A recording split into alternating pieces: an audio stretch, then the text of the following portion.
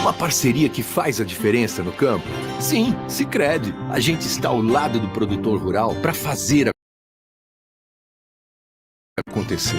Seja qual for o tamanho ou o momento da produção, a gente tem sempre uma solução sob medida, com o atendimento de quem entende do campo. Vem pro Sicredi.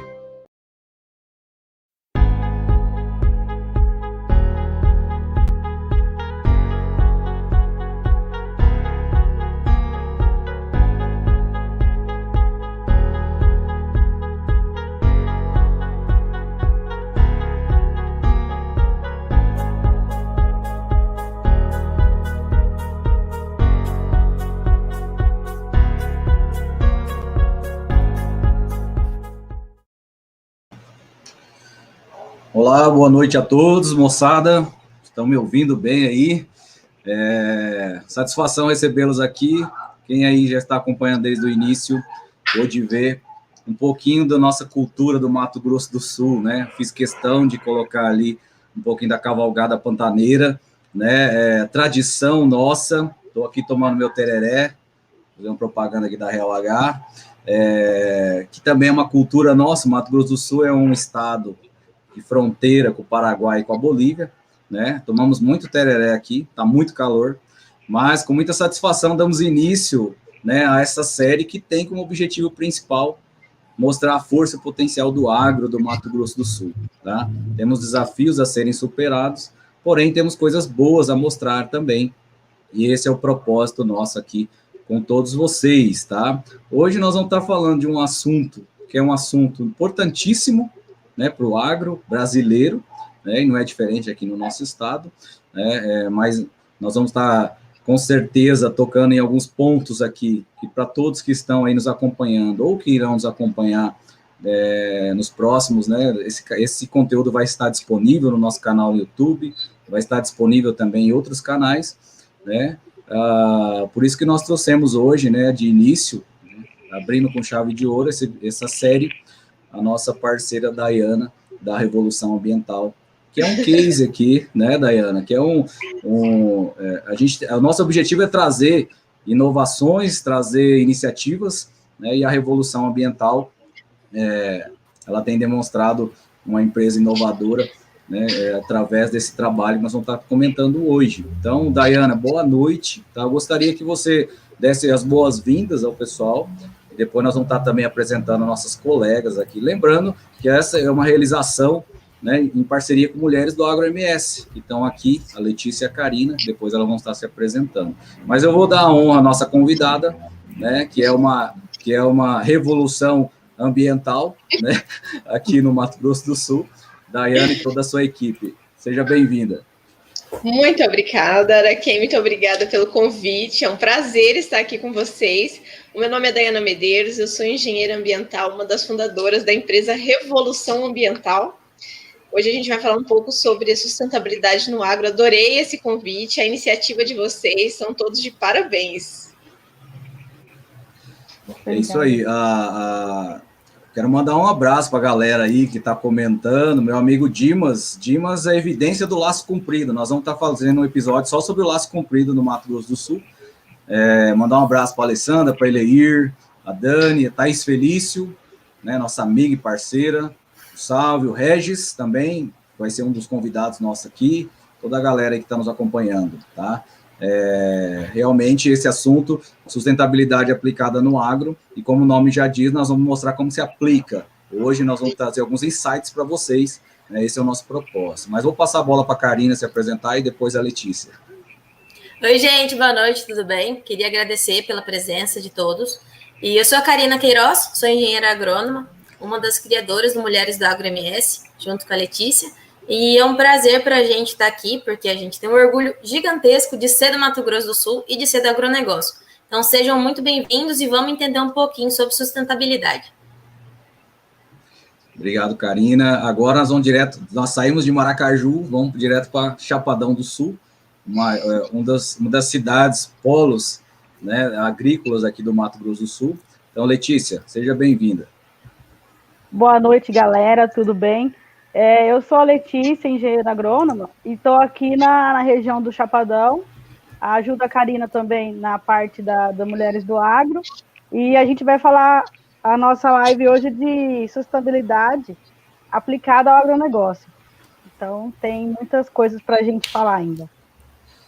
Vai ser legal.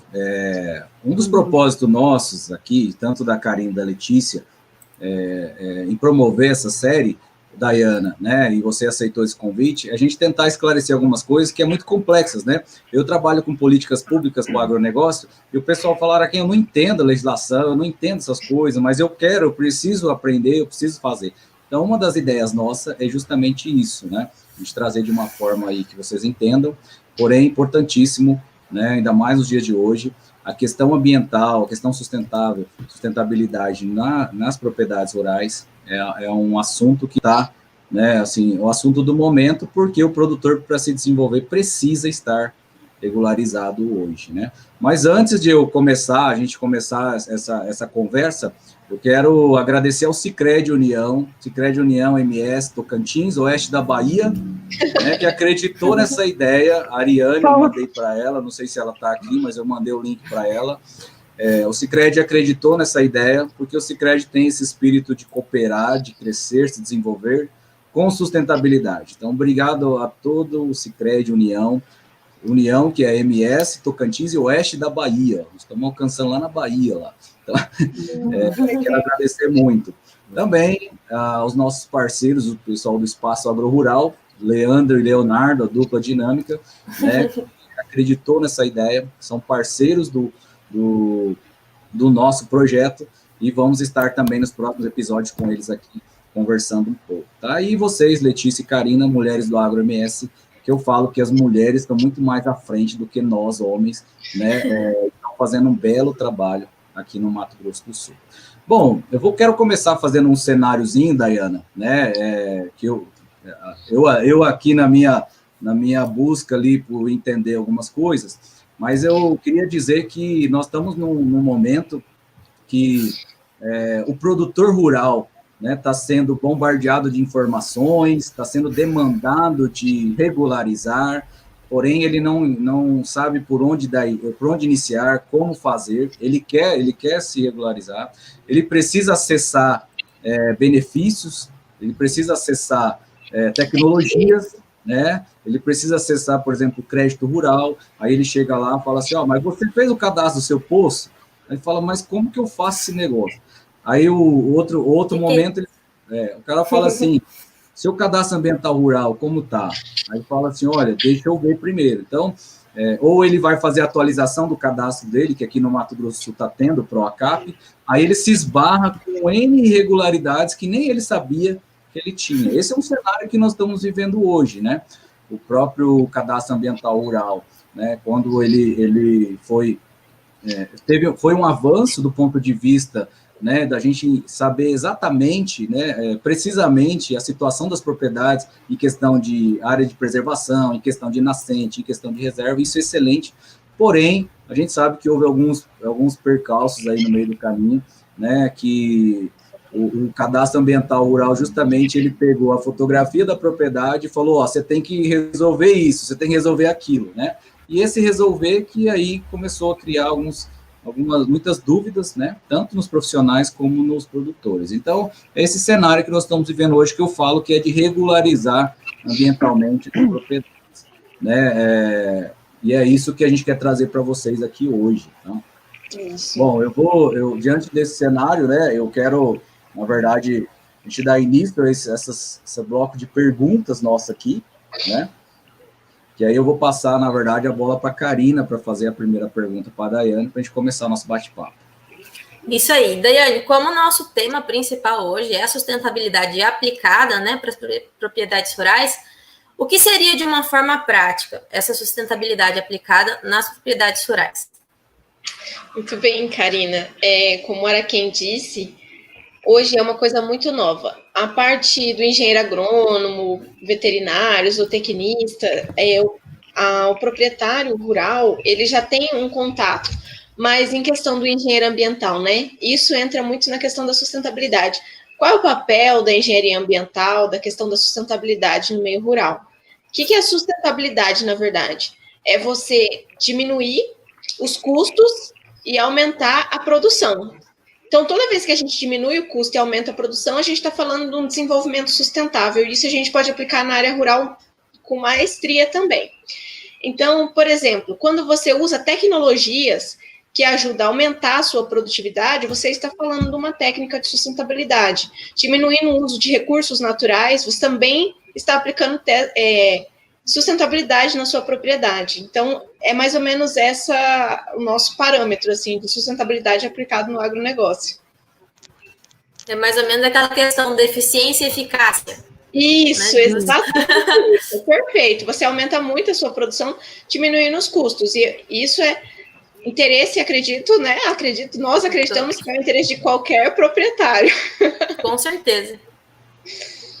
Não, interessante esse conceito de sustentabilidade, né? Porque o pessoal fala muito, né, nisso, tem que produzir de forma sustentável, né? Ou eu tenho que ser sustentável.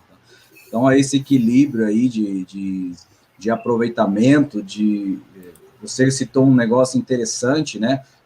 Quando fala sustentabilidade, a pessoa associa só em recursos naturais, e não é, né? Na verdade, é todo um conjunto, né? Ali, como comparado a uma cadeia produtiva, né? Você trata desde a produção até lá na comercialização. Então, assim, é interessantíssimo esse conceito, e aí agora eu vou passar para a Letícia, que a Letícia tem uma pergunta também interessante para você. Daiana, e assim, qual que seria o papel ou a atuação do engenheiro ambiental nas áreas rurais? Letícia, então, como eu disse, é uma coisa nova, né? O proprietário, na verdade, ele não está muito acostumado com o engenheiro ambiental na sua propriedade. Ele tem mais afinidade com o engenheiro agrônomo, zootecnista, veterinário, mas o engenheiro ambiental começou a entrar, sim, no agro. E como que a gente ajuda na sua propriedade? Primeiro, na questão da sustentabilidade, que a engenharia ambiental, ela é um profissional treinado para isso, para qualquer processo produtivo, inclusive de propriedades rurais, para aplicar a sustentabilidade. E de uma outra forma também nas questões por exemplo, do saneamento básico, que a gente aplica nas propriedades rurais, que é básico, é direito de todo mundo, não só na área urbana, de todo cidadão, não só na área urbana, mas na área rural também. E é de suma importância, tanto é que nós temos os 4 pilares, né, do saneamento básico, que também tem que ser desenvolvido nas propriedades rurais. Isso é muito importante. E isso entra de forma incisiva o engenheiro ambiental com esses projetos. Além disso, a gente também atua na parte de regularização das propriedades rurais, que entra também as licenças e tudo mais. Bacana. Esses dias mesmo a gente estava conversando com alguns produtores e a reclamação deles era o seguinte: eu estou tendo que colocar até um hidrômetro aqui, eu estou parecendo que eu estou na cidade, né? Assim, eu vão me cobrar taxa aqui daqui uns dias, porque estão achando que eu sou da cidade. E é uma realidade que está presente, né? Cada vez mais a necessidade de uso da água, monitoramento, né? Que é uma das coisas que a gente vai tocar o assunto, uma das dúvidas que tem. Mas antes, deixa eu abrir um parênteses e mandar um abraço para a Stephanie ali de Terenos. Stephanie também é da área ambiental, e o Fernando Cravin, um grande amigo nosso, que trabalha junto ali no governo com a gente.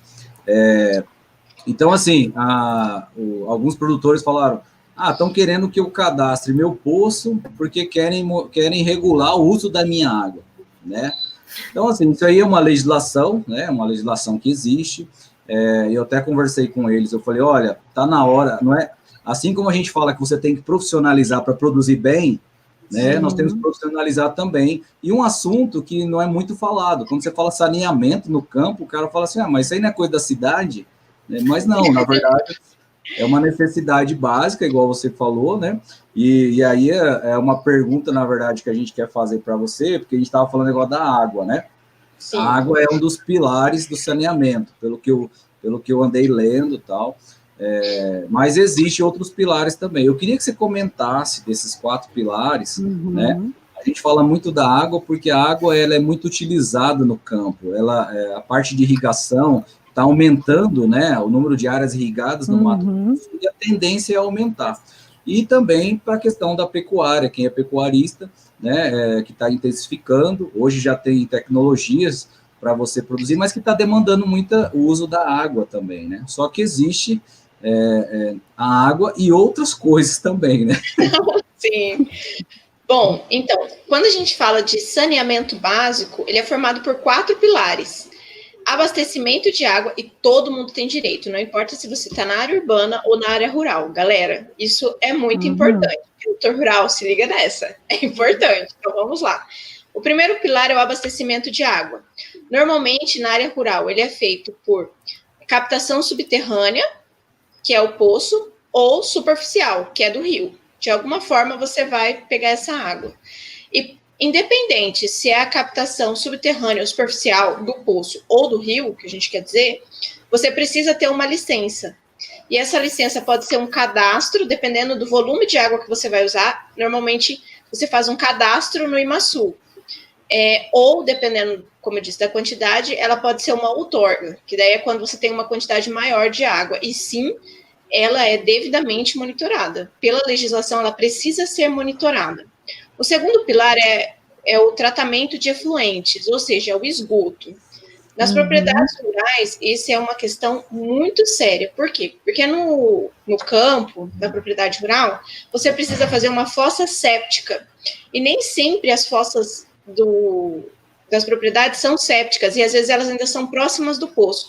Isso pode gerar doença para as pessoas e outras coisas. Então, é importante ver se a sua fossa é séptica, se não tem que fazer um projeto, é muito importante também para não contaminar o solo e colocar em risco a vida das pessoas.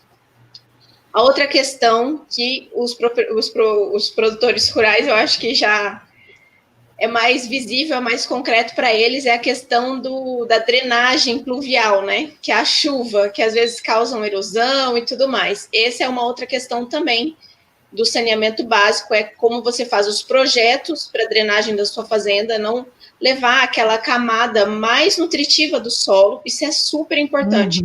Aplicar algumas técnicas de drenagem pluvial na propriedade.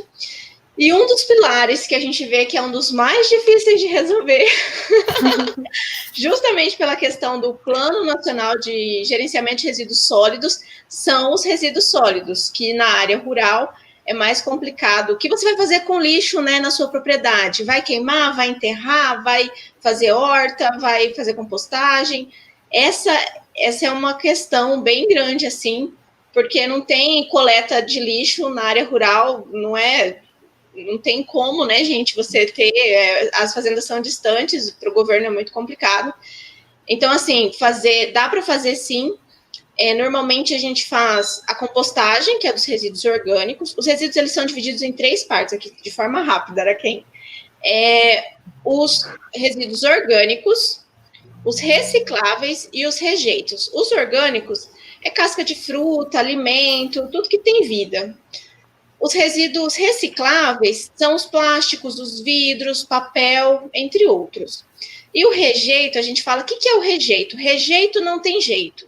Então, por exemplo, o papel do banheiro, né? Rejeito não tem jeito. Isso é fácil de lembrar. Então, assim, os recicláveis, a gente ainda consegue levar para a cidade, para uma cooperativa, né? E consegue dar uma destinação correta. Os resíduos orgânicos, o pessoal, principalmente propriedade rural, utiliza bastante nas hortas e tudo mais, vira adubo, dá para os animais, então isso aí está tranquilo. Agora, e o rejeito? Né, o certo, né, da engenharia ambiental, que a gente fala para os clientes e tudo mais, é você fazer um mini aterro, que é um projeto, não é enterrar, gente, assim, ó, faz um buraco e enterra, não é isso, tá? Tem toda uma técnica, é uma técnica simples, mas ela é importante para a segurança das pessoas, da fazenda e do meio ambiente. Então, tem ou um mini aterro, ou, dependendo, quando o produtor prefere, a gente coloca um incinerador. Então, são mais ou menos essas opções. Então, esses são os 4 pilares básicos. Gente, isso é básico do saneamento. E todo mundo na área rural precisa, tem direito a isso. Assim, interessante, e confesso para você que eu não conhecia os 4, né?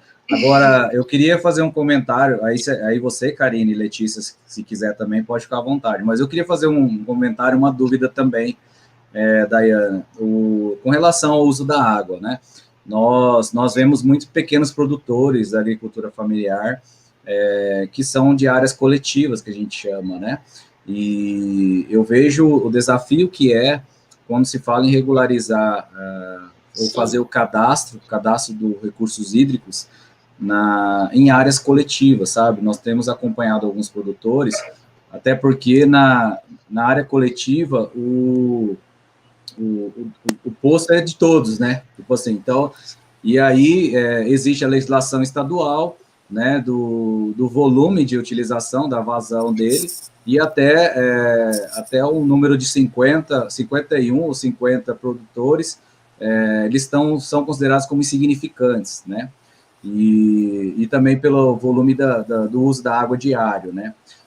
Eu não lembro agora de cabeça, mas não sei se é 30 mil, 3 mil metros cúbicos por dia. Enfim, mas isso não é o caso. O que eu quero dizer é que, assim, muitos deles acabaram tendo que se regularizar no uso da água porque eles precisavam do crédito rural. E o crédito rural obrigou a apresentar, né, o cadastro de recursos hídricos, seja insignificante ou seja de outorga, né? Isso aqui no Mato Grosso do Sul, na agricultura familiar, aconteceu bastante. Por quê?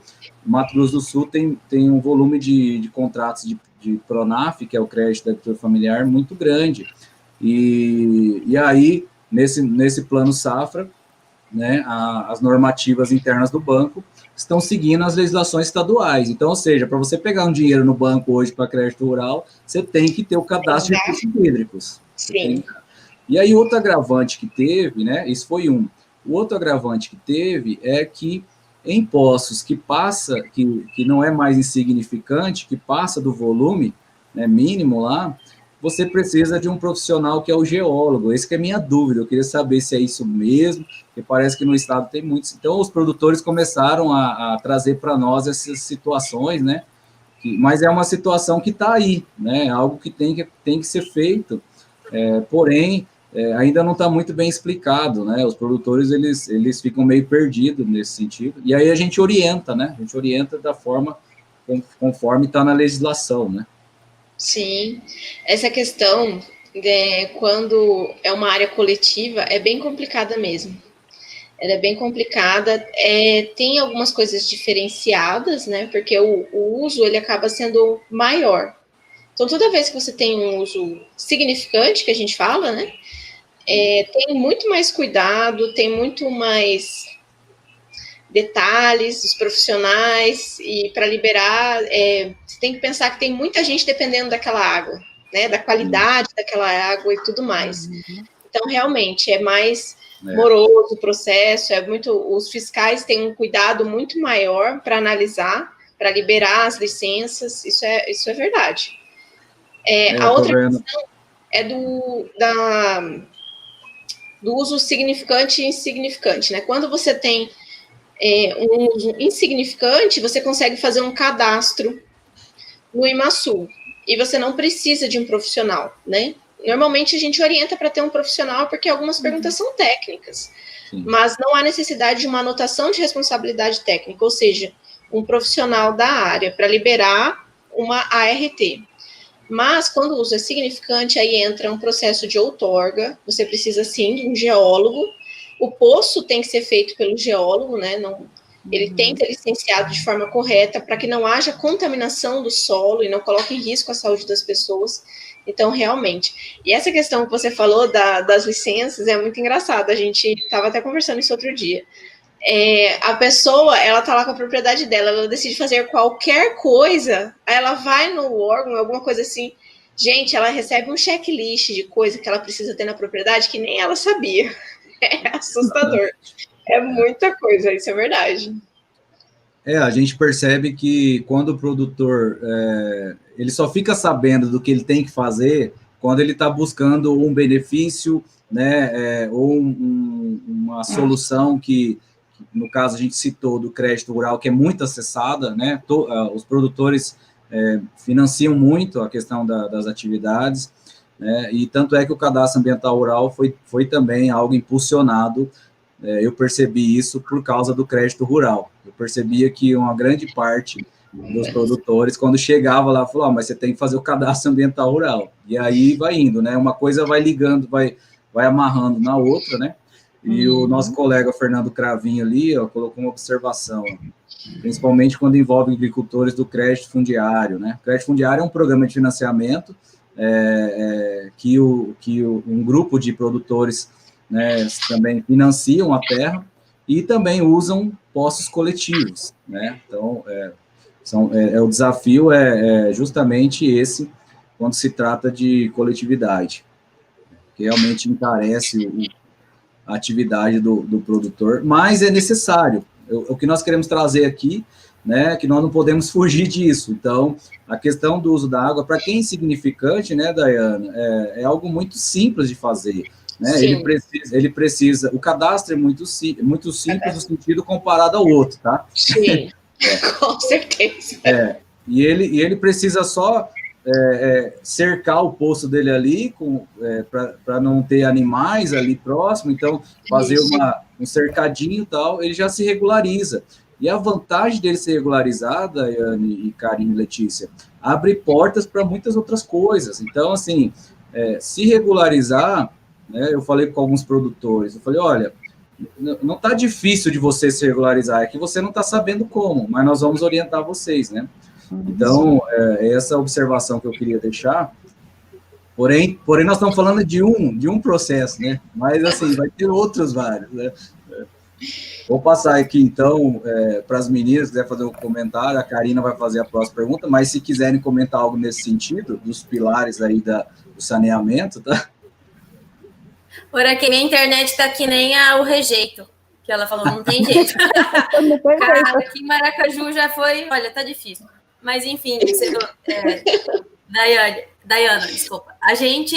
Eu trabalhei um pouco com alguns projetos ambientais há algum tempo atrás, e eu sentia muito isso. O produtor, além dele não saber o que é, onde entrar, em que sentido que ele estaria buscando, enfim, a questão da outorga, a questão do cadastro, a questão que mais pegava era, quando você falava que era para consumo humano, ter que fazer as análises de água. Então, a cada 6 meses, eu acho, né? Não lembro ao certo. E o pessoal reclamava muito. Sim, dependendo, por exemplo, se você tem funcionários na sua propriedade, o ideal, pela lei, é você fazer uma vez por mês a análise do poço, entendeu? Para consumo humano. Uhum. Então, não é uma análise, assim, comparada com as outras, ela não é tão cara, ela é aproximadamente uns R$300. As outras, elas geram, um pouco maior, né? Quando você vai abrir o poço, por exemplo, quando você vai fazer a outorga, é uma análise um pouco mais completa. Mais complexa, tem laboratórios que fazem parceria também, tem valores menores, e também os parâmetros, eles dependem muito da legislação do estado. Então, varia bastante. Porque aqui a maioria que eu atendia, pelo menos, que tinha essa dúvida, era na agricultura familiar. E a hora que você falava em desembolsar um certo valor, 300, 500 reais por mês, o pessoal assustava bastante. Então, é puxado. Então, tudo depende, né? E até falando desse pessoal, que a gente falou que coleta seletiva é muito difícil de ter em área rural. E eu trabalhei um tempo em Chapadão Sul, ali em Paraíso das Águas, o pessoal do assentamento Mateira. E lá, a prefeitura do Paraíso das Águas mandava uma vez por semana, se eu não me engano, um caminhãozinho, um trator para fazer a coleta de materiais, tanto recicláveis. Era muito legal. Eu achei que era... Nunca tinha visto, achei muito bacana. Isso é muito raro. Quando o município ele tem essa lucidez, né, essa consciência, porque os municípios não têm muito isso. Imagina, as fazendas são distantes umas das outras, né? Então fica muito caro esse processo de mandar caminhão para buscar o resíduo nas fazendas, principalmente os grandes proprietários, né? As grandes propriedades rurais, aí gera mais resíduo porque tem mais funcionário e estão longe, então é bem complicado. Então, muito legal esse projeto. É que esse era pertinho, eles deram sorte, eu acho que era 25 quilômetros da cidade, ou 15 quilômetros. Então, pertinho da usina, da onde ela está, a usina já está ali perto, e eu quis falar porque eu achei muito legal, eu nunca tinha visto. Sim. E é legal para o pessoal saber também, né, que existe. Existe. É pouco, mas existe. E, aqui também. Na usina tem, né, Lê? Aqui também tem coleta seletiva, passa toda semana também. A gente tem um aterro para separar o que não separa. Às vezes vai uns misturados, aí passa por outra seleção. Olha que legal. Muito bacana. Extremamente importante. Eu falo que o meio ambiente agradece a coleta seletiva. Obrigada. E, Daiane, partindo já para o que a gente falou no começo, era quem estava falando das questões das licenças. Os produtores têm muita dúvida em questão do que vai vir pela frente, do que eles precisam, do que não precisam. Então, cita para a gente algumas que são essenciais para os produtores aqui do Mato Grosso do Sul. Gente, a questão de licenciamento em propriedade rural é uma coisa assim, você fica pensando, quanto mais você mexe, mais licença aparece, né? Impressionante. A pessoa tá lá, ela tem certeza que a propriedade dela tá toda regularizada. Ah, mas e o outro? E não sei o quê. Mas eu nem sabia que existia. Como assim? Então, tem algumas licenças... É bem isso, gente. Algumas licenças básicas, assim, que a gente fala de regularização rural. Normalmente, quando a gente pega algum cliente, a primeira coisa que a gente olha é a matrícula. E nem sempre a matrícula está regularizada, né? Isso é uma questão bem importante. Assim, a matrícula é a primeira licença que a gente vê. O cadastro ambiental rural, o CAR, a gente fala que é a identidade da fazenda. Assim como a gente tem a nossa identidade, a fazenda tem um CAR. Então, ali que qualquer órgão fiscal consegue identificar a sua propriedade, ver o que tem lá, com o que você trabalha, qual o tipo de bioma, se tem construção, se não tem. Então, o CAR, ele é primordial também. Aí, além disso, tem o CCIR, o ITR, o cadastro do poço. São algumas licenças, assim, essenciais. Toda propriedade tem que ter, que é para captação de água, a matrícula, cadastro ambiental rural, o ITR e o CCIR. Essas são as licenças básicas de uma propriedade. Aí, além disso, dependendo da sua atividade dentro da propriedade, você vai precisar, sim, de outras licenças. Por exemplo, para supressão vegetal, para criação de peixes, algum tipo de criação diferente disso, para corte de árvore nativa isolada, você precisa de uma licença. Eu falo assim, que para tudo é melhor você conferir, entendeu? Tem alguma licença, e aí sim. Além disso, tem registros que você faz em vários órgãos, que são órgãos diferentes. Por exemplo, algumas coisas você registra no IMASU, outra coisa você registra no IBAMA.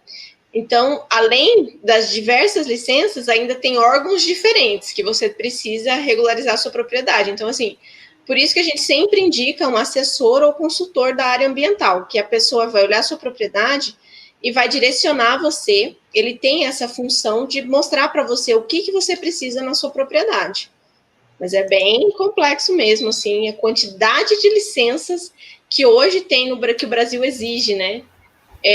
Tem até uma questão que eu estava conversando com um colega meu outro dia, de fazer, tipo, uma licença única, entendeu? Tipo, matrícula, CAR, fazer ITR, CCR, fazer alguma coisa assim que seja só uma. É um desejo também dos produtores rurais, quando a gente vai em exposições, eles conversam sobre isso, que é para ter tipo assim, você resolve de uma vez só, mas são órgãos diferentes, como eu disse. Essa questão de licença, e tem muitas licenças que, se é para pequeno produtor, tem muita isenção também, né, Daiana? Assim, sim, o CAR mesmo é uma delas. Então, assim, o agricultor, até 4 módulos, o estado aqui do Mato Grosso do Sul realizou praticamente quase todos, só quem não tinha sido encontrado na época, mas eu lembro, mais de 20 mil cadastros foram feitos de agricultores familiares, gratuitamente. Tem direito. Tem algumas isenções, dependendo da atividade, né, ali no IMASU, e também alguns descontos quando é agricultor familiar. Por exemplo, você vai fazer uma limpeza de pasto ou alguma coisa de um projeto de desmate, tem alguns... É automático, é verdade. Pontos, né? Então, o cadastro assim, de posto também, desculpa te interromper, o cadastro do posto também é isento, né? Por isso que eu falo, gente, não precisa ter medo, vamos pesquisar. Muita coisa você não precisa pagar, você só precisa informar o governo, né? Para ele poder monitorar de forma correta quanto que as pessoas estão usando. Isso é bem importante para a sociedade. E essa proposta de uma licença única, né? Não podemos desistir, né, de buscar uma alternativa. A Thaís, nossa assessora jurídica aqui, Thaís Felício, direto de Costa Rica, colocou aqui, ó, o Brasil é o país da burocracia, a advocacia preventiva ajuda muito. Nossa, né? Muito, gente, muito. Nós temos muitas legislações e também depende de instâncias, igual você falou. Tem coisas, eu lembro, inclusive eu estava em Maracaju, tinha um produtor que produzia... acho que era palmito, e ele tinha que transportar. Aí era no IBAMA, já não era nem no IMASU, tinha que ser no IBAMA e tal. Então, assim, você vê que tem bastante coisa que o produtor ele fica perdido mesmo, né? Ele não tem culpa de muito técnico, né? Os próprios profissionais ficam confusos até tem hora, né? Porque, igual a gente estava conversando até antes, a hora que você acha que você aprendeu sobre o ambiental, ele muda. Então, quem trabalha com... Daiana, você pode falar melhor que eu. Quem trabalha com ambiental é muito persistente. Porque muda. Então, às vezes... Gente, a legislação muda o tempo inteiro. Quando, tipo assim, deu um ano, aí tem um reajuste. Aí muda o valor. Antes, o valor da insignificância era tal. Passou um tempinho e já mudou de novo. Então, assim, a gente fala que a questão ambiental é muito nova, né? Tá tudo sendo construído, diferente de outras áreas. Então, toda hora tá mudando, tá em constante, a gente fala constante evolução, né? Aí eles descobrem uma coisa muda de novo. Então, realmente, a questão ambiental, olha, você sabe uma coisa, você acordou, Diário Oficial tá lá para você. Nós não estamos sozinhos, viu? A Thaís acabou de comentar aqui que até os advogados se perdem. Então... com certeza. Nós somos advogados, gente, que eles que mexem com a lei, imagina. Você calcula a gente, né? Calcula a gente, Sim, parte ambiental é complexa. Mandar um abraço pro Rogério também ali, deu palmas pra gente aí. Mas, assim, é algo que nosso Brasil, ele tem, né, cada dia, nosso legislativo, eu falo que os nossos digníssimos lá, representantes, parece que eles acordam assim, acho que eu vou mexer um pouquinho na legislação, tá muito fácil. Tá muito quieto. Vamos dar de ideia. E a gente fica tentando, né, trazer correndo atrás. Exatamente, né? Então, assim, só que é muita coisa mesmo. Por exemplo, tem municípios que têm a sua própria legislação ambiental municipal, né? O Estado, ele descentraliza ali para o município, e o município acaba também criando suas políticas públicas ali, ambiental, né, municipal. E aí a gente fica perdido nesse meio todo, né? Ainda bem que tem pessoas para nos ajudar. Hoje a internet possibilita isso, né? Nossa. Quem dera se quando eu comecei com ambiental já tivesse, não que eu seja velha, mas tivesse pelo menos um smartphone ali, já ia me ajudar tanto. Porque muda. Nossa, gente, é maravilhoso. Gente, adoro, porque antes, né, bem antes, eu lembro que em algumas aulas que a gente ia de campo, as câmeras dos celulares não eram tão boas, né? Então você tinha que levar o celular, tinha que levar a câmera, entendeu? Aí, tipo, hoje tem um monte de aplicativo em um só. Antes você tinha que levar um monte de coisa pro campo. Nossa, praticidade, adoro. Com certeza. Outra coisa, antes de passar para a Letícia, que eu estou lembrando aqui, que você tocou no assunto aí também, dentro dos pilares, nós temos trabalhado uma ideia, mas infelizmente no nosso país a gente só acorda quando o problema já aconteceu, né? Então, nós tivemos alguns casos de desastres ambientais aqui, e eu lembro que quando aconteceu 2 fatos aqui no Mato Grosso do Sul, que um foi em Novo Horizonte, que o volume da água da chuva acabou rompendo toda a rodovia, e infelizmente teve um acidente lá de quem transitava na rodovia, e o outro foi o caso de Bonito, do Rio da Prata, e isso despertou para uma coisa que eu falo que é básica, mas que infelizmente a gente, nós, produtores e técnicos também, aquelas práticas que não são novas de manejo e conservação de solo, por exemplo, você fazer um terraplenamento, né, por exemplo, caso do plantio direto, rotação de cultura, né, a Letícia entende mais desse negócio. Curva de nível. Você vê, são técnicas que não são novas, mas aí despertou, né, através desses 2 fatos aqui, e o governo do estado começou a desenvolver um projeto de manejo e conservação de solos, né, adotando, ali em Bonito, aí virou um case até, muito bacana, de estradas, porque não é só a área onde está plantada, é a estrada também. Então, é um conjunto de fatores que a sociedade também, ela participa, a sociedade rural, porque você não lida com uma propriedade só, você lida com uma região toda, então você tem que trazer aquele trabalho ali, conversando com todos, mostrar a importância de aplicar essa técnica. É trabalhoso, é custo alto para o município, mas o resultado é excelente, o resultado de conservação, né, nas próximas chuvas, nós vimos lá em Novo Horizonte, é impressionante a diferença, né, de um ano para outro, mas isso você vê, teve que acontecer, infelizmente, alguns fatos ruins, chatos, Nossa, né? Sim. Mas o manejo de conservação de solo, você tocou no assunto aí, práticas básicas, né? Exatamente. Que fazem toda a diferença, não requer muito investimento, a gente fala assim, em questão de tecnologia e tal, são coisas mais simples quando a gente que tem na área, e aí o pessoal não faz por N questões, e aí quando o estrago vem, não tem mais jeito, né? E a questão ambiental, a gente fala sempre assim, que não adianta uma pessoa fazer, né? E não adianta também você não fazer porque fulano não está fazendo. Não, gente. Todo mundo precisa fazer, né? Porque quando a chuva vem, ela faz um estrago, assim. Tipo, a questão dos acidentes que teve de forma nacional também, né? Então, o desastre ambiental, ele é devastador. Ele não acaba com a sua propriedade. Ele devasta cidades inteiras, populações. O prejuízo é maior do que você se prever, investir. Né? A prevenção sempre é melhor, né? Eu acho que em todas as áreas a prevenção sempre vai ser melhor.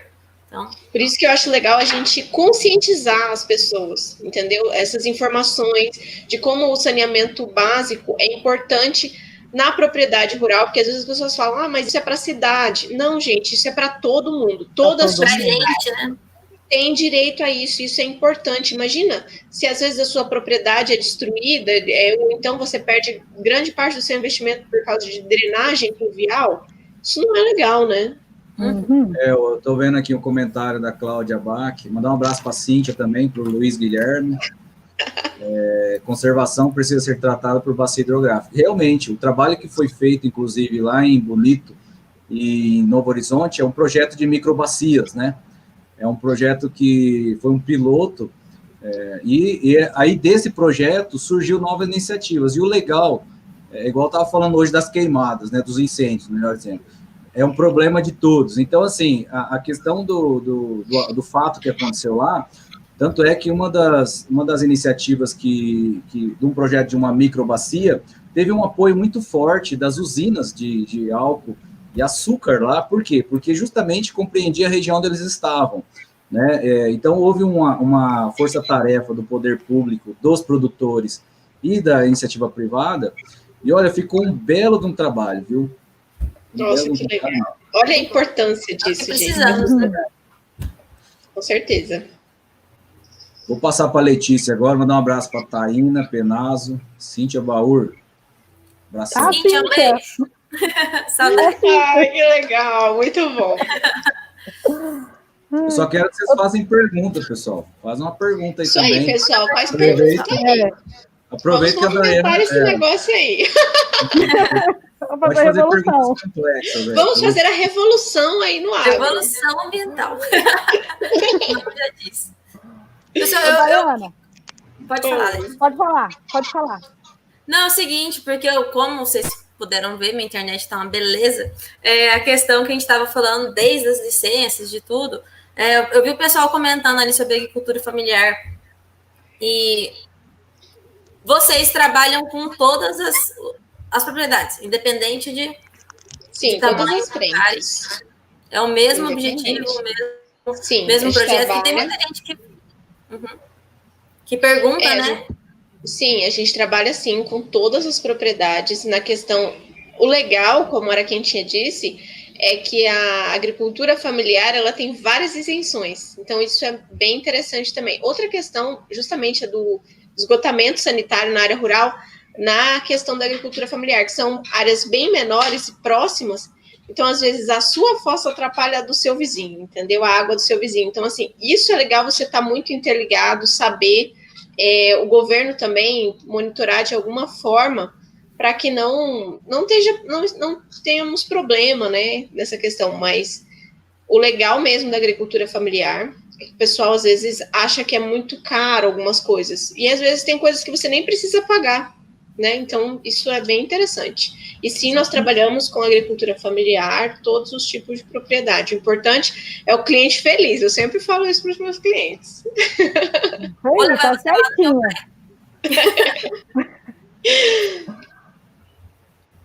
Então vamos lá. Agora sou eu. Daiana, a inovação da revolução ambiental, você poderia listar para a gente, fazer um checklist, para que o produtor tenha um melhor entendimento das ações, do que ele precisa fazer para desenvolver na propriedade? Sim, bom, eu falo que assim, eu sou uma pessoa muito prática, entendeu? E eu gosto de coisas práticas e objetivas.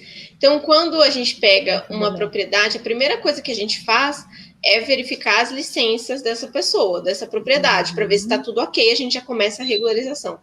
Eu falo assim, como é uma coisa muito técnica, e eu gosto muito de passar para o cliente o quê? Que a propriedade é dele, ele tem que ter esse poder na mão dele, né? De escolha, o poder de escolha na mão dele. A nossa parte dentro da empresa, como consultor ambiental, é estudar quais as possibilidades ele tem, de forma a ser alinhada com o meio ambiente, para ele poder escolher, né? A gente só é consultor dele. Então, a gente trabalha com esse poder, assim, na mão do proprietário. E aí que a gente fala, assim, só que como é uma coisa muito abstrata, às vezes, quando a gente vai no mercado, não tem aquele checklist, o cupomzinho que vem escrito o que você comprou, pão, leite, café, com os valores. Então, eu decidi fazer isso dentro da Revolução para as pessoas entenderem algumas coisas. E, gente, teve um sucesso enorme, assim, os clientes adoraram muito, porque todo mês a gente consegue fazer tipo um checklist, assim, a gente chama de extrato ambiental. Não tem o extrato do banco, o extrato do mercado? Então, a gente faz o extrato de serviços ambientais. Então, a gente registra o que foi realizado naquela propriedade, o porquê que a gente realizou, qual o andamento do processo, o processo está protocolado, está com fiscal X, qual que é o próximo passo, um cronograma ambiental, tipo, os extratos são coisas que foram realizadas, e cronograma é o que nós vamos fazer futuramente, para ele ter na mão dele o que está sendo feito na propriedade, sabe? Eu acho isso muito importante, todo consultor dar esse poder para o proprietário, porque a propriedade é dele, entendeu? Então, ele tem que ter esse poder e esse conhecimento na mão dele. Como algumas coisas são técnicas, a gente tem que facilitar a comunicação com o produtor. Isso é tão importante, gente, é muito importante. Então, assim, a gente tem tido bastante sucesso nisso, aconselho todos os colegas, entendeu? A fazer isso, aproxima muito do cliente, isso é muito legal. E é isso, gente, eu tô adorando também, facilita muito, bem prático. Uma coisa que eu aprendi na extensão rural, né, e na comunicação é isso. A essência de comunicar é você se fazer entendido, né? Sim. E quando você está trabalhando com coisas complexas, técnicas, você tem que traduzir ele de uma forma que o produtor, que é o principal ator ali, ele entenda, porque ele entendendo, ele vai se apropriar disso, né?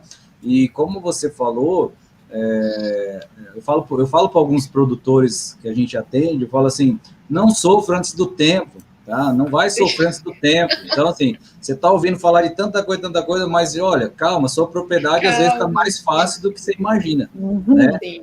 Então, a gente tenta também, eu falo para eles, primeiro, cada propriedade é cada propriedade, cada um tem sua realidade, cada um tem os seus desafios, mas eu falo para eles, não sofram antes do tempo. Essa ideia do checklist eu achei fantástico também, porque é uma forma organizada, né, e prática de trazer a realidade ali na mão dele, né?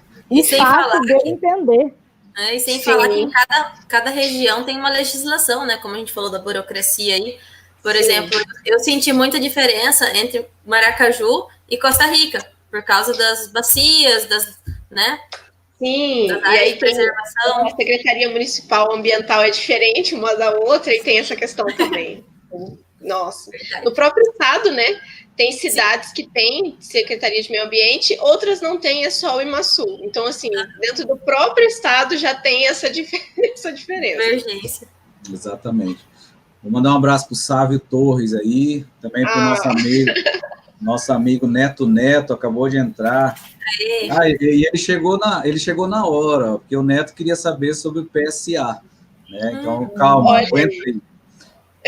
Eu falei, vou deixar ele um pouquinho de castigo aqui, nós vamos falar daqui a pouquinho sobre o PSA. Mas obrigado pela sua presença. O Neto, um jovem líder aqui do Mato Grosso do Sul, que vai ser um dos nossos convidados também, em breve, para a gente conversar aqui. Tá? Bom, mas assim, a gente está conversando sobre alguns assuntos interessantes e essa inovação aí, eu falo inovação porque realmente é uma forma de fazer que atende o resultado, né? Atende o objetivo, gera resultado.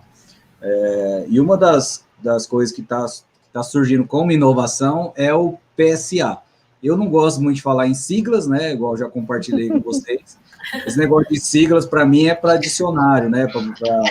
Para glossário lá. Então, assim, como nós não vamos estar fazendo glossário, então eu tenho um probleminha com siglas. PSA, para alguns, tem a ver com posto de saúde e tal. Então, né? É verdade. Mas é o tal do famoso pagamentos por serviços ambientais, né?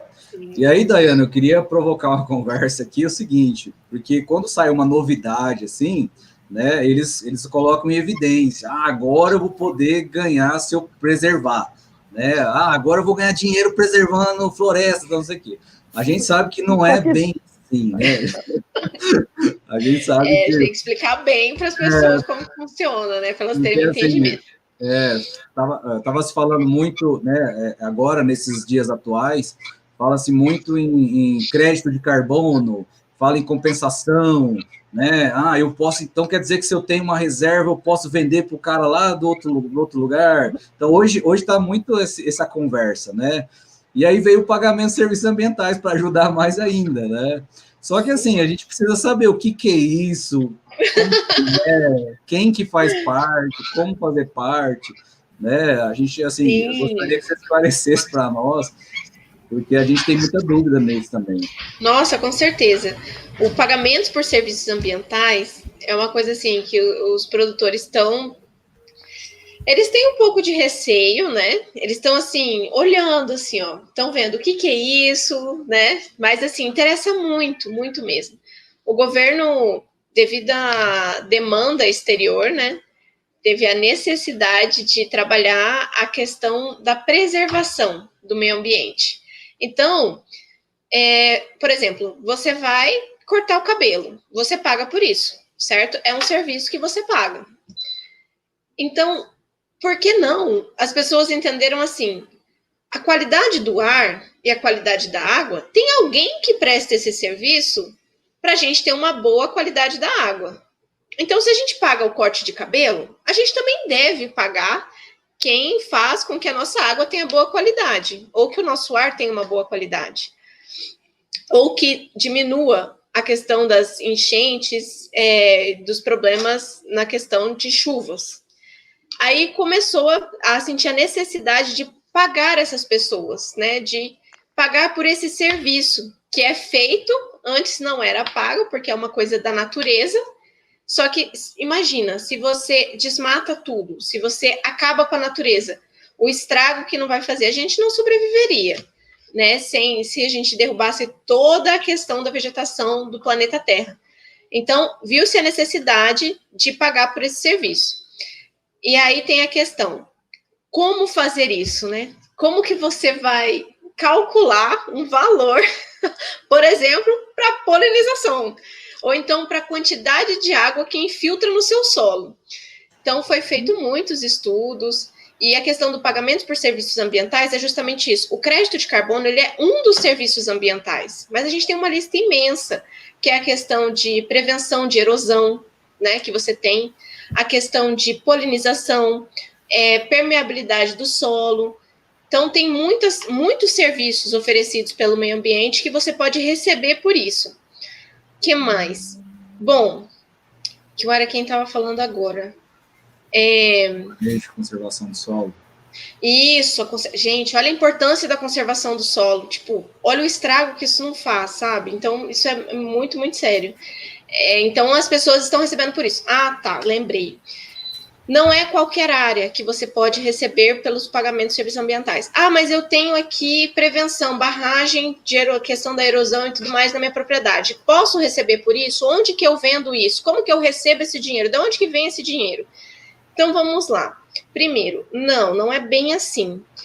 Normalmente, os serviços ambientais, ele é feito em áreas de vegetação nativa. Não é de reserva legal. A gente faz em áreas, normalmente essas áreas precisam ter um pouco mais, aproximadamente 1.000 hectares de vegetação nativa. Propriedades que têm 1.000 hectares de vegetação nativa, você consegue trabalhar melhor o PSA.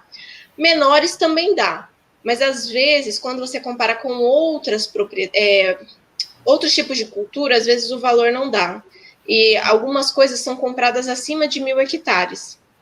Que fica, o que compensa muito. Aí, o que acontece? Quando você tem acima de 1.000 hectares, o valor, ele começa a aumentar muito mais, entendeu? Comparado com a agricultura e pecuária. Mas, não se enganem, é isso que eu falo para todo produtor. Gente, não é assim. Dá, tipo, 24% maior que a pecuária. Não, vamos fazer. Não é mesmo não é uma atividade econômica principal para ele, né? Gente, não. E não é simples. Esse dinheiro, ele não vem simples. Você tem que trabalhar com monitoramento, você tem que instalar uma estação meteorológica dentro da sua propriedade, você tem que ter uma equipe muito bem treinada, porque, assim, choveu, você tem que saber quanto choveu. As árvores estão crescendo, você tem que fazer inventário florestal. Então, assim, é um dinheiro considerável, tá? Quando você compara com as outras atividades, mas requer muito investimento e requer também muito trabalho. Não é um dinheiro que vem fácil. As pessoas acham assim, a vegetação tá lá, vamos vender. Gente, não é mesmo assim, entendeu? É uma equipe multidisciplinar, você precisa de biólogo, você precisa de engenheiro florestal, engenheiro ambiental, bastante coisa. Só aí já foi o lucro, seu. Ainda não, mas assim, é complexo. Pode falar. Essas 1.000 hectares que você falou de vegetação nativa, ela sem ser antropizada, só nativa mesmo? Gente, é nativa, é sem nada. Porque daí dá para fazer, por exemplo, várias coisas dentro dela.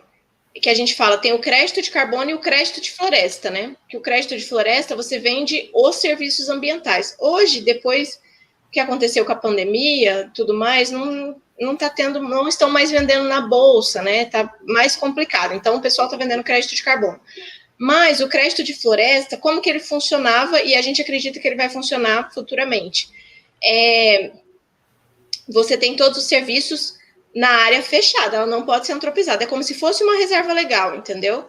E aí você pode tirar 30% dessa vegetação para vender a madeira, só que aí você tem que plantar as árvores da cultura que tem ali, do bioma, e você vai monitorar essas árvores, porque árvores novas, elas captam mais CO2. Então, você tem uma captação de CO2 muito maior. Não só as árvores de lei, que está lá na legislação, que a gente se tira uma... entendi. Então, assim, é um projeto complexo que a gente fala, não é tão simples, porque o meio ambiente ele é complexo, né? Sim. Então, imagina você monitorar todos os serviços prestados pela natureza. Nossa, muita coisa. Temos uma pergunta. Mas, assim, para quem tem uma área, não tem interesse de plantar, não tem interesse de nada, de fazer alguma outra coisa, e quer começar uma atividade, você já tem essa área, certo? Além da sua agricultura, pecuária, você tem uma área, por exemplo, de 2.000 hectares, e você não sabe o que fazer com essa área, tem muita coisa que dá para fazer. Essa área não é reserva legal?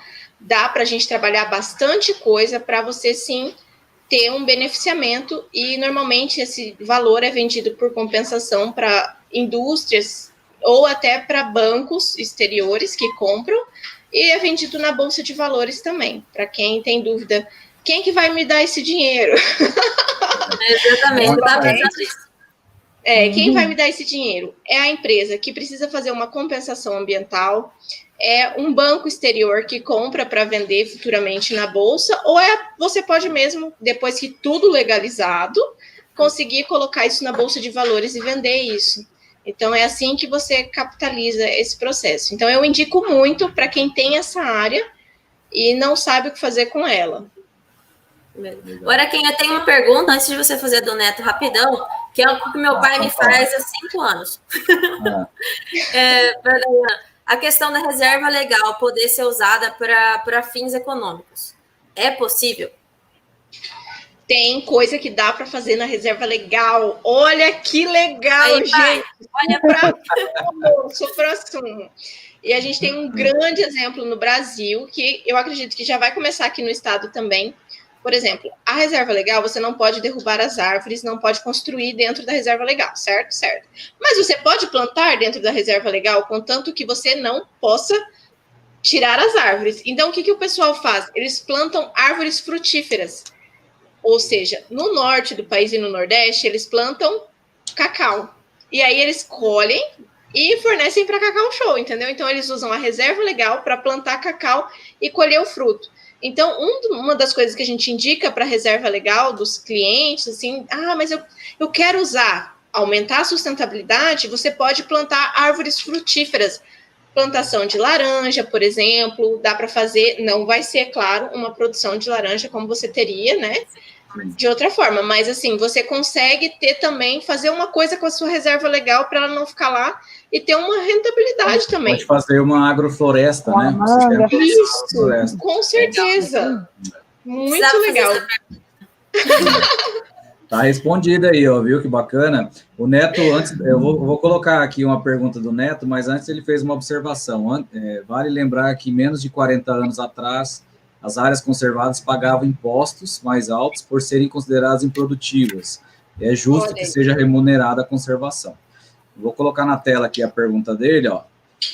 Como estão a questão da compensação ambiental em áreas de conservação? Inclusive, o Neto está galando essa foto aí, né? Eu ia falar isso também. Quem que é esse? Gente, justamente. Aqui no Brasil, agora a gente tem a legislação que ela pune quando você faz algum crime ambiental, né? Que você tem que pagar financeiramente por isso. Então, pela mesma lógica, eles utilizam do pagador-recebedor. Então, você recebe por ter esse serviço ambiental, que é a mesma lógica, que é o pagador-recebedor. É justamente isso que ele falou. Da compensação. Interessantíssimo, né? Sim. Dar um abraço para o Leandro também. Leandro, do Espaço Agrorural, está acompanhando a gente. Mas você vê que interessante, né? É algo novo, porém, assim, a gente tem visto no Brasil, recentemente foi lançado um produto, né? Que o Brasil foi pioneiro, e nós temos a honra de ser um produto que foi pesquisado, desenvolvido no Mato Grosso do Sul, que vai ser um outro episódio nosso, mas eu posso citar aqui que é a carne carbono neutro. Então, assim, olha aí, gente, olha isso. Quer coisa mais assim... Que orgulho! Do nosso país, né?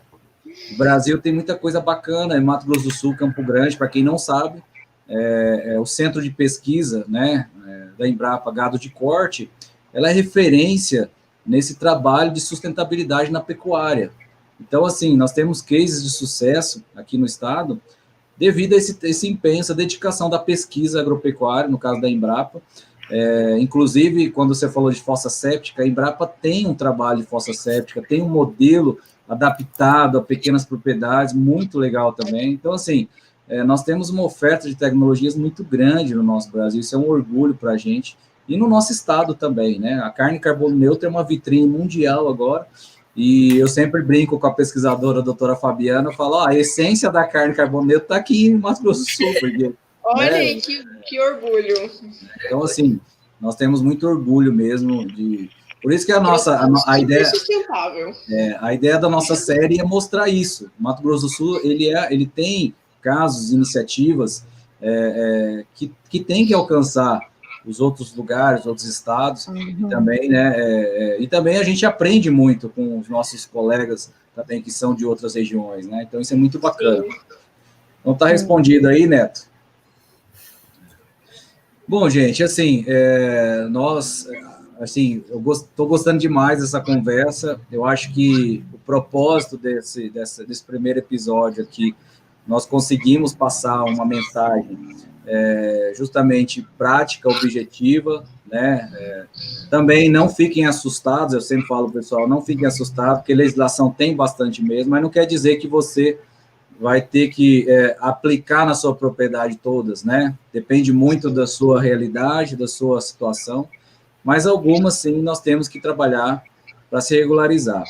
Um caso que nós temos no Brasil, que eu falo que afeta muita coisa de desenvolvimento, é a regularização dos imóveis, né? Como você falou de matrícula e de documentação da terra. O Brasil, nosso maior problema, né? O nosso maior desafio é regularizar os imóveis rurais. Né? Uma vez regularizado, a gente consegue, o produtor consegue, né? Eu falo que, assim, uma vez regularizado a sua posse, a sua propriedade, ele vai conseguir deslanchar, ele vai conseguir desenvolver, ele vai conseguir, enfim, viver bem melhor, né? Mas é uma coisa que trava muitas propriedades no Brasil hoje, não é diferente no Mato Grosso do Sul, e é um grande problema na Amazônia, é a questão dos imóveis rurais, né? Ultimamente o INCRA tem colocado alguns dados, e você vê o desafio gigantesco que é o número de imóveis irregulares no nosso país. Imóvel irregular quer dizer porta fechada para muita coisa boa, né, que o produtor poderia estar usufruindo. Com certeza. A Letícia Linda, pode falar, Karina. A Letícia, eu vou estar respondendo aqui meio que a Letícia, ela está falando de uma questão ambiental que a gente tem aqui no estado. Algumas áreas de cerrado, visivelmente, cerrado, são consideradas Mata Atlântica. Foi até um dia num happy agro que a gente fez, eu chamei o Pedro Puccini para conversar, porque eu tive um cliente, se eu não me engano era em Miranda, e a gente fez uma limpeza de pastagem, e um pedaço ele não pôde fazer. Visivelmente, a questão de meia hectare ali, era visível o mesmo bioma, só que na legislação ele enquadrava ali como Mata Atlântica. Até o Pedro falou para mim, não tem Mata Atlântica lá em Miranda. Eu falei, tem, gente. Não tem, tem. Eu falei, tem, porque tem um cliente meu que queria fazer uma limpeza de pastagem e não conseguiu. Então, eu acho que isso até é um tema, obrigado, Letícia, para a gente pensar em fazer alguma coisa mais para frente, porque, sinceramente, para mim é muito complexo e eu acho muito difícil de conseguir explicar o porquê dessa classificação. Sim, na verdade, o que essa colocação dela, nós tivemos alguns problemas também na região de Enviema ali. Pra você ter ideia, foram abertas áreas compradas pelo governo para fazer projetos de reforma agrária, por exemplo, e estava em Mata Atlântica. Aí os produtores foram multados agora. Então, assim, realmente é um problema que está diante de nós. Agora, essa atualização do mapa de biomas, eu acho que está na hora mesmo da gente. Na verdade, nós temos que atualizar muita coisa no Brasil. Essa uma questão aqui, rapidinho. O IMASU, o Ministério Público já multou o IMASU em alguns momentos por liberar licença de lugares que eram Mata Atlântica, e o fiscal não identificou a Mata Atlântica, mas no shape, né, que é o que a gente fala quando você coloca lá, ele bate falando que é Mata Atlântica, só que você vai no local e não é Mata Atlântica, entendeu? O shape está desatualizado. E aí o fiscal foi, não identificou Mata Atlântica, liberou a supressão, e nisso o Imasul foi multado. Então, assim, eu concordo plenamente, isso dá muitos problemas. Tem sim alguma parte que tem Mata Atlântica, mas eu acho que tem muitas que não são, e atrapalha bastante o produtor, com certeza. Porque às vezes você... Imagina esse cliente, gente, ele recebeu a licença, ele fez o desmate e depois recebeu uma multa, e o Imasul recebeu a multa, todo mundo foi multado, entendeu? Ele achando que estava todo correto, é complicado. Não, uma coisa que a gente, que quando eu estava trabalhando com ambiental, eu fazia, Dayana, antes do produtor, ele me pedia uma licença, a gente fazia um shape e eu jogava no Sisla. Aí no Sisla você consegue ver se aquela área é Mata Atlântica, enfim, é cerrado, se tem área indígena, área de conservação. Enfim, eu acho que ela deve até estar no seu checklist, porque, com certeza, porque ali você tem uma visão geral. Então, uma dica que eu dou aqui para todo mundo que quiser procurar alguma licença, sempre pede para o seu engenheiro ambiental ou agrônomo, enfim, florestal, fazer esse levantamento do que tem ali na sua região. É tudo cerrado? É tudo... Enfim, tem como fazer isso, a gente consegue fazer, então, obrigada aí, pessoal, pela participação. Importantíssimo esse assunto, viu? Obrigado, Letícia. A Cláudia Bach colocou aqui algumas áreas em Campo Grande, na APA Guariroba. Tem recurso do ANA para pagamento de PSA. Não sei se é uma pergunta. Verdade! A gente tem aqui no nosso estado, Campo Grande, na APA do Guariroba, que é onde fornece água para Campo Grande, o maior fornecedor de água. Tem as outras, mas a APA do Guariroba é a maior. A gente tem o programa Produtor de Águas, que você começa a reflorestar ou você mantém as nascentes, né? Quando você mantém a vegetação nativa, a área de preservação permanente, que é a APP da nascente, você pode receber por isso, e você recebe pela ANA, né? Agência Nacional das Águas. Então, é verdade, a gente já tem um exemplo aqui, claro, de recebedor dos pagamentos por serviços ambientais. Produtor de água. Aqui em Campo Grande, gente, olha aí, ó. Para quem não acredita em pagamentos por serviços ambientais, já está acontecendo. As pessoas estão recebendo para manter a natureza em pé. Olha que lindo. Legal. Bacana. Ó, a Letícia falou para o Ricardo Salles, tem que mexer isso. Vamos embora mexer com isso. Tem bastante coisa que precisa atualizar no nosso país, viu? E eu acho que nós não podemos desistir, não. Temos que buscar isso mesmo, tá? Essa é a nossa intenção, né? Mostrar justamente para isso, para a gente ir conseguindo resolver devagarzinho. Falando em atualização, uma coisa bacana que está acontecendo aqui no Mato Grosso do Sul, está tendo uma força-tarefa também, nós estamos atualizando o zoneamento agroecológico, né? Do zoneamento dos solos também. Então, assim, isso vai dar um avanço. Super importante. Vai dar um avanço na questão, principalmente, isso também veio por causa do crédito rural, por causa da questão de seguro, enfim.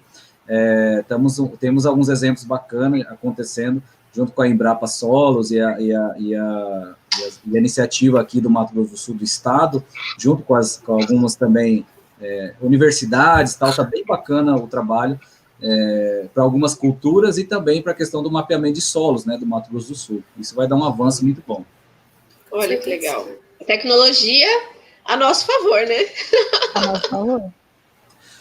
Bom, gente, assim, eu acho que, assim, gostei demais da nossa conversa, é muito produtiva, acho que esclareceu bastante coisa, né, a gente pôde conhecer um pouquinho do trabalho da Revolução Ambiental, parabenizo, Dayana, essa iniciativa, parabenizo a forma como que você conduz junto com as propriedades. E a Dayana eu vou contar um segredo aqui, né? Na verdade não é um segredo, mas eu vou contar. Eu conheci a Dayana. Na roda. Na verdade, eu conheci a Dayana, Revolução Ambiental, porque todo ano o Parque de Exposições de Campo Grande, onde acontece a exposição Expo Grande, era embargado pela Justiça por não estar regularizado, vamos dizer assim, né? E todo ano ficava essa novela. Vai ter a Expo Grande, não vai ter a Expo Grande e tal. E a Daiane abraçou essa causa, esse desafio, e a última Expo Grande que teve, né, ela é aquela coisa, né? Ninguém quer problema, mas aí a Daiane assumiu o problema. Vamos resolver o problema. Vamos resolver o problema. E aí, graças a Deus, acho que se todo campograndense conhecesse a Daiane, ia agradecer ela, porque aí teve a Expo Grande. Né? Obrigada. Se forma ambientalmente correta, como diz a lei, a gente ficou muito feliz por isso. É um caso, um isso exemplo. É o mais importante, com certeza. É um ótimo segredo, viu? Então. A nossa equipe abraçou a causa. Realmente, era um dos maiores problemas ambientais de Campo Grande, foi trabalhoso, mas eu falei, não, vamos resolver. Se está na lei, se é possível fazer, vamos fazer, né? E aí a gente conseguiu, e realmente é um benefício muito grande para a cidade, porque fomenta muito a economia, não só de Campo Grande, mas de todo o estado, a exposição, a questão de compartilhar informações com Maracaju, com o pessoal de Aquidauana, com todo o pessoal do estado, entendeu? Eu acho isso tão importante e realmente deu bastante trabalho, mas valeu a pena. Isso tá ok. Meninas, vamos então para nossas considerações finais, né? Eu gostei demais, acho que foi uma mensagem passada aqui hoje, né? E teremos outros momentos, outros, né? Isso é só um começo de uma grande parceria, né? E estamos aqui à disposição, né? Através das redes sociais, para a gente ajudar as pessoas, né? Que a gente está fazendo aqui hoje. Então, vou passar para você, Karina, Letícia, e vamos passar para a Daiane para a gente concluir a nossa conversa. Não, eu só queria agradecer muito, muito, muito, Daiana. Primeiro que você resolveu uma questão que meu pai me pergunta há anos e eu falo a mesma coisa sempre. E pedir desculpa também, minha internet aqui não tá legal, tá? Olha, tô sofrendo, estou precisando de ajuda, né? Mas muito obrigada, esperamos aí para um próximo, se Deus quiser. Agradecer a todo mundo que participou e acompanhe a gente na rede social que a gente vai tentar passar mais informações a respeito disso também para vocês. Daiana, muito obrigada. É bom ter você com a gente como parceira. Foi muito aprendizado. Eu creio que todo mundo entendeu. Ninguém sai de uma live dessa sem aprender nada. Pelo menos muita coisa foi sanada para nós, para o pessoal que está assistindo. Então, muito obrigada. A gente vai colocar na página, seguem lá, pessoal, segue a Araquém, segue a Revolução, segue nós, Mulheres do Agro. A gente está aqui para contribuir e dividir o pouco que a gente sabe. Se juntar tudo, vai dar uma revolução, tá? Isso aí, uma revolução agroambiental. Bom, pessoal, nossa, foi um prazer imenso, né? Receber esse convite, poder participar, uma honra participar com vocês, gigantes aí do nosso estado, fazendo um trabalho lindo, Mulheres do Agro, Araquém, trazendo a interação, passando a informação para o pessoal do nosso estado, como isso é importante, né? Então, eu fiquei muito feliz, eu estou muito feliz de estar aqui, muito obrigada, pessoal, que está aqui com a gente até agora, que assistiu a live, que comentou, que interagiu, isso é super importante. Qualquer dúvida que ficou depois, está pensando em alguma coisa, manda mensagem lá no Instagram para a gente, para o Araquém, para as Mulheres do Agro, para a Rev Ambiental, entendeu? A nossa ideia é sempre conscientizar as pessoas e passar o máximo de informação que a gente tem, de informação de bom conteúdo, né? Então, parabéns pela iniciativa, muito obrigada, foi uma honra e um prazer estar aqui essa noite com vocês. E é isso, gente, muito obrigada. Show de bola, hein, moçada? Então, assim, essa foi o primeiro episódio da série Agro MS. Vou reforçar aqui o nosso objetivo. A gente quer mostrar aí o que está acontecendo de bom. Queremos ajudar nosso estado a se desenvolver, a crescer, aos produtores rurais, a comunidades rurais, aos profissionais, né, do agro, galera da veterinária, agronomia, zootecnia, engenharia ambiental, engenharia florestal, enfim, técnicos agropecuários, técnicos agrícolas, a galera que tem contribuído muito aí. O Mato Grosso do Sul é um estado novo e mês que vem estamos completando, né, mais um ano de vida. Então, vamos fazer um especial aí, mostrando que o Mato Grosso do Sul tem muita coisa boa, tá? Isso foi a aula de hoje que nós tivemos em questão ambiental, já é uma prova disso. Então, eu quero agradecer de coração Daiana, Letícia, Karina e a todos que estão conosco aí. Boa noite, Valquíria Ramos. Estamos encerrando aqui, mas teremos mais episódios. Acompanha nossas redes sociais, está passando aqui embaixo, aqui, ó, né? Mulheres do Agro MS, tem o pessoal do Espaço Agro Rural, tem o nosso Instagram do Agroagenda, onde estamos divulgando os eventos lá, tem o Rev Ponto Ambiental, né? Que é da Revolução Ambiental. E tamo junto aí, galera, beleza? Ó, beleza. Nós vamos fazer um segundo episódio falando sobre talentos do agro, tá? Aguarde aí, nós vamos estar divulgando, vai ser show de bola também. Então, obrigado a todos, boa noite, tá? E até a próxima, moçada. Até mais, pessoal. Tchau. Tchau.